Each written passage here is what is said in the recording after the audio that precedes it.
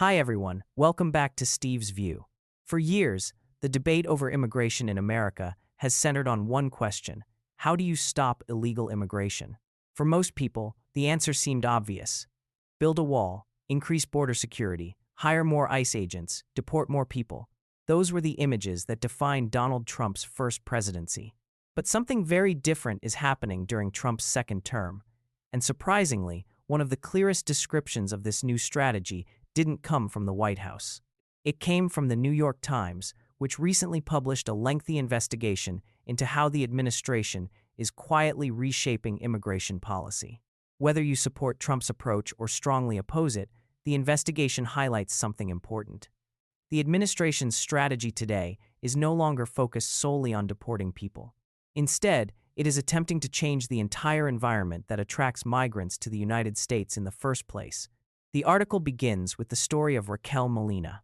For nearly 30 years, Molina worked at Boston Logan International Airport. Originally from El Salvador, she had legal authorization to work in the United States under Temporary Protected Status, commonly known as TPS. Every day, she cleaned airport restrooms, waiting areas, and aircraft cabins. It wasn't glamorous work, but it was steady employment. Then, almost overnight, everything changed. She and dozens of other immigrant workers were informed that they could no longer access secure areas of the airport because federal rules had changed. According to a lawsuit cited by the New York Times, only U.S. citizens, permanent residents, and individuals with more permanent immigration status would now qualify for those security credentials. Molina wasn't accused of committing a crime. She wasn't arrested. She wasn't deported. She simply lost the ability to do her job. And that's exactly why this story matters. Most Americans associate immigration enforcement with dramatic ICE raids or buses carrying migrants away in handcuffs. Those images dominate television coverage. But they may no longer represent the administration's primary strategy. Instead of asking, how do we remove millions of people already living here? The administration appears to be asking a different question. How do we make staying here less attractive in the first place? That difference may sound subtle, but politically and strategically, it's enormous. During Trump's first term, immigration policy relied heavily on enforcement. Border construction expanded, deportation efforts increased. Family separation became one of the administration's most controversial policies. Many executive actions were immediately challenged in federal court, and some were eventually blocked. The second Trump administration seems to have learned from those experiences. Rather than depending primarily on large-scale deportation operations, officials are increasingly using the federal government's enormous regulatory authority. Instead of removing people directly, they are changing the rules governing employment, licensing, financial services, public benefits, and administrative eligibility. This represents a shift away from what political scientists would call pure enforcement and towards something closer to structural deterrence. The basic idea is straightforward. If life becomes significantly more difficult without legal status, fewer people will choose to come, and more people may choose to leave voluntarily. Whether that strategy succeeds is another question entirely. But it's important to understand that this is no longer simply about border security. It's about redesigning incentives. Economists often describe migration in terms of push factors and pull factors. Push factors are the reasons people leave their home countries: violence, political instability, poverty, corruption, or economic collapse. Pull factors are the reasons they choose a particular destination: job opportunities, safety, education, family networks, and higher living standards. For decades, many conservatives have argued that America's pull factors have become too strong. They believe generous employment opportunities, access to public services, and relatively weak interior enforcement create incentives that encourage more illegal immigration. Whether you agree with that diagnosis or not, it forms the intellectual foundation of many of the administration's current policies. And that brings us to one of the most influential people inside the Trump White House, Stephen Miller. Miller has shaped Trump's immigration agenda since the first administration. He has long argued that immigration policy is not simply about who crosses the border. In his view, immigration affects national identity, public safety, labor markets, and social cohesion. According to former administration officials interviewed by the New York Times, Miller has spent the past year encouraging federal agencies to examine every area of government under their control and ask a simple question: can existing regulations be used to reduce incentives for unauthorized immigration? Notice what makes this approach different. Congress doesn't necessarily have to pass sweeping new immigration legislation. Federal agencies already oversee licensing requirements, workplace regulations, benefit eligibility, transportation security, banking compliance, and countless administrative rules. If those rules are rewritten, immigration policy changes even without Congress passing a major new law. From the administration's perspective, this approach offers another advantage. Large-scale deportations are expensive. They require thousands of officers, detention facilities, transportation, legal proceedings, and extensive cooperation from state and local governments. They're also highly visible politically. Every raid creates headlines. Every confrontation becomes national news. Administrative rule changes, by contrast, often attract far less attention. A new licensing requirement rarely leads the evening news. A revised eligibility standard doesn't generate dramatic television footage. But over time, dozens of relatively small regulatory changes can collectively reshape the daily lives of millions of people. In other words, instead of relying on one massive policy, the administration appears to be pursuing hundreds of smaller ones. That's why Molina's story is more significant than it first appears. Her case isn't just about one airport worker. It's an example of a broader strategy that reaches into workplaces, schools, healthcare systems, financial institutions, and government agencies. Critics argue that these measures are designed to pressure immigrants into leaving the country without the government having to physically deport them. Supporters see the situation very differently. They argue that every sovereign nation has the right to determine who may work in sensitive facilities, who qualifies for government benefits, and under what conditions temporary immigration protections should continue.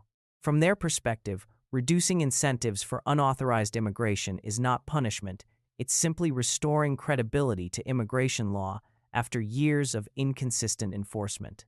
And that distinction matters because it reveals the fundamental political debate now taking shape. Is the purpose of immigration policy to maximize humanitarian access? Or is it first and foremost to protect the interests of American citizens? Those two priorities are not always compatible. Supporters of the administration believe previous governments focused too heavily on humanitarian concerns while neglecting border integrity and the rule of law. Opponents argue that the new policies risk harming families who have lived and worked in the United States for years, many of whom have American-born children and deep roots in their communities. This tension is likely to define the immigration debate for years to come. But before we decide whether this strategy will succeed or fail, we need to understand exactly how it works in practice. Because employment is only the beginning. The administration is also targeting access to financial services, healthcare, childcare, tax benefits, business loans, commercial driver's licenses, and even public housing. Individually, each policy may appear relatively modest. Together, they represent one of the most comprehensive attempts in decades to reshape the incentives surrounding immigration in the United States. And that's where this story becomes far more complicated than a simple debate over border walls or deportation numbers. Now, if reducing incentives is the administration's overall strategy, what does that actually look like in practice? The answer is surprisingly broad. Let's start with employment. For decades, one of the strongest pull factors attracting migrants has been the possibility of finding work. The administration appears determined to make that more difficult. One proposal would significantly restrict work authorization for many asylum applicants while their cases are pending. That may sound technical, but the consequences could be enormous. America's immigration courts are already overwhelmed. Many asylum cases take years to resolve. Under previous rules, applicants could receive work authorization while waiting for their hearings.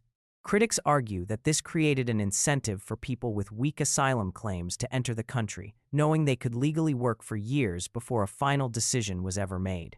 Supporters of the new restrictions believe closing that loophole is essential. They argue that employment authorization should not become a substitute for legal immigration. Opponents respond that preventing asylum applicants from working doesn't make them disappear. Instead, it may push many into underground employment, where exploitation becomes more common and tax compliance becomes less likely. Both sides raise legitimate concerns. The same pattern appears in healthcare. The administration has proposed limiting access to certain federally funded community health centers for individuals who cannot demonstrate qualifying immigration status. Supporters argue that taxpayer-funded healthcare should primarily serve citizens and those legally entitled to receive those benefits. Opponents warn that denying preventive care often creates larger public health problems later. When people avoid seeing doctors because they're afraid, illnesses become more serious, emergency room visits increase, and treatment ultimately becomes more expensive for everyone.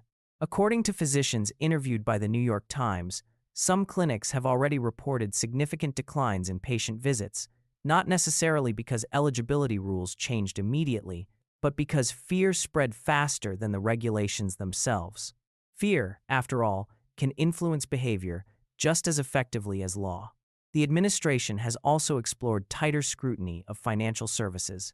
One investigation examined whether migrants were fraudulently opening bank accounts or obtaining credit. Interestingly, according to documents reviewed by the New York Times, investigators reportedly found little evidence of widespread fraud. Most accounts had been opened using legally accepted forms of identification. That detail is important because it reminds us that not every investigation confirms the assumptions that prompted it. Sometimes, governments discover larger problems. Sometimes they don't. That's simply how investigations work. Another major area involves families. This may become the most politically sensitive part of the entire strategy. Millions of American households are what policymakers call mixed-status families. That means some family members are U.S. citizens while others are not. Imagine parents without legal status raising children who were born in the United States and are American citizens. Under proposals discussed by the administration, eligibility for certain tax credits, childcare programs, or housing assistance could change significantly. Supporters argue these benefits should primarily assist citizens and legal residents rather than encouraging unauthorized immigration. Critics counter that the practical effect falls heavily on American children, even if the policy is directed at their parents. This is where immigration policy becomes far more complicated than campaign slogans. It's rarely just about one individual. Policies often affect entire households, and those households may include citizens, permanent residents, temporary visa holders, and undocumented immigrants all living under the same roof. Housing presents another example. The administration has proposed limiting access to federally supported public housing for certain mixed-status families. Officials argue that housing resources are limited and should prioritize Americans who have waited for years on assistance lists. Again, critics see a different picture. They argue that removing families from housing programs creates instability that may ultimately cost communities more in homelessness, emergency services, and local social programs. This pattern repeats across almost every policy area. Each measure has a rationale. Each measure also has trade-offs. And that brings us to one of the biggest questions largely missing from the public debate. Can this strategy actually work? The answer depends on what work means. If success means reducing the number of people entering or remaining in the country without authorization, then increasing the costs of unauthorized residents could influence behavior over time. Economics teaches us that incentives matter. People respond not only to opportunities but also to obstacles. However, immigration is driven by more than economics. Someone fleeing gang violence, political persecution, or state collapse may accept extraordinary hardships if the alternative is even worse. That's why reducing pull factors may discourage some migrants while having little effect on others. There's another challenge that deserves attention. America's economy depends heavily on immigrant labor. Agriculture, construction, hospitality, food processing, home health care. These industries have relied on immigrant workers for decades. If labor becomes significantly scarcer, employers may face higher wages, greater difficulty hiring workers, and increased operating costs. Some economists argue that higher wages are exactly what should happen. Others worry that consumers ultimately pay those higher costs through more expensive food, housing, and services. Reasonable people can disagree, but it's impossible to discuss immigration honestly without acknowledging the economic role immigrants play in the American workforce. The administration's supporters often answer that legal immigration should fill those jobs instead. Critics respond that legal immigration itself remains slow, complicated, and insufficient to meet labor demand. Which brings us back to a larger issue. Immigration enforcement alone cannot solve America's immigration challenges. Neither can humanitarian policies alone. Border security, legal immigration reform, asylum reform, labor market needs, humanitarian obligations, and economic competitiveness are all connected. Ignoring any one of them produces an incomplete solution. One point from the New York Times investigation especially caught my attention. Former Homeland Security officials reportedly acknowledged that this second-term strategy appears more legally durable than many first-term initiatives. Why? Because instead of relying primarily on dramatic executive actions, the administration is increasingly rewriting regulations through existing legal authorities. That's a significant difference. Whether courts ultimately uphold every rule remains to be seen. But institutionally, this approach reflects lessons learned from years of litigation during Trump's first presidency. In politics, successful administrations don't simply repeat old strategies. They adapt. This appears to be exactly what we're witnessing. So, what's my overall assessment? I think the biggest mistake people make is viewing this as simply another deportation campaign. It isn't. At least, not primarily. This is a long-term effort to redesign the incentives surrounding immigration itself. Instead of asking how to remove millions of people already here, the administration is asking how to reduce the reasons future migrants choose America in the first place and how to encourage some already here to leave voluntarily. Whether you call that self-deportation, structural deterrence, or simply stricter immigration enforcement, it's a fundamentally different approach from the one most Americans associate with Trump's first term. Will it succeed? Some parts probably will. Others will almost certainly face legal challenges. Some may produce unintended economic consequences. Others could reshape immigration policy for years, perhaps decades. What seems clear, however, is that the debate has entered a new phase. The argument is no longer just about building a wall or increasing deportations. It's about something much broader. What kind of country does America want to be? Should immigration policy prioritize humanitarian access, economic demand, national sovereignty, or some balance among all three? Those questions don't have easy answers. And regardless of where you stand politically, understanding the strategy behind these policies is far more important than reacting to the latest headline. Because policies change. Administrations come and go. But the incentives governments create often shape society long after the political arguments have faded. And that's why I think this story matters, not simply because it's about immigration, but because it reveals how modern governments increasingly use regulation, administration, and institutional power to achieve political goals that once depended almost entirely on legislation.